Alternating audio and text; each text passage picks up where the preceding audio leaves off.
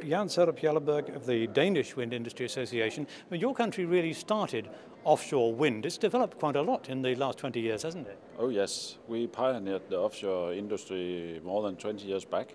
And this year we just have celebrated the first offshore park in the world, turning 20 years old. Now, how do you see the future? The report that's been published now by the European Wind Energy Association is very encouraging. It suggests that we're going to have something like 35 times as much output by 2030. Oh yes, there's no doubt that the offshore industry is a very important area in the wind industry. And in Denmark we'll continue to develop the offshore industry as it's very important to the future energy mix in Europe. Isn't one of the problems here that a lack of a grid means that we're not able to make, if you like, full use of the potential of wind energy across the north of Europe? Yes, there's no doubt about that. If we have to release the total potential in offshore wind, we have to build a new offshore grid in the northern part of Europe. So that's one of the big infrastructure investments we need to look into in the next 10 years. What about jobs? I mean, the report speaks about possibly 300,000 jobs by 2030, but what about Denmark itself? How many jobs do you see perhaps being developed in Denmark as a result?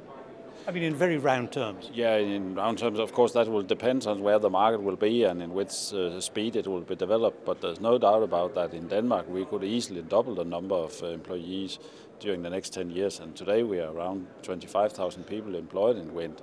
And that could easily be doubled in 2020.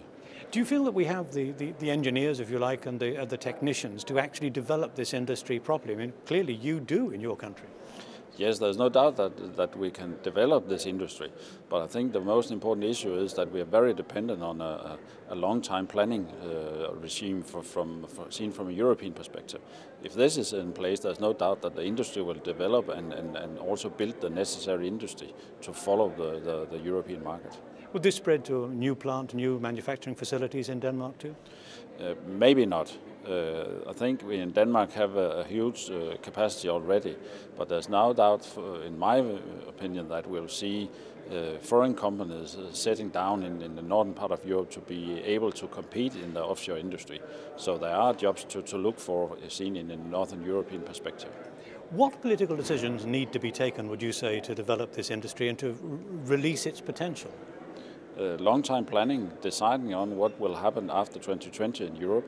We need to go into a discussion about targets for 2030, and then we need to find the right infrastructure mechanism to support the needed offshore grid in the future.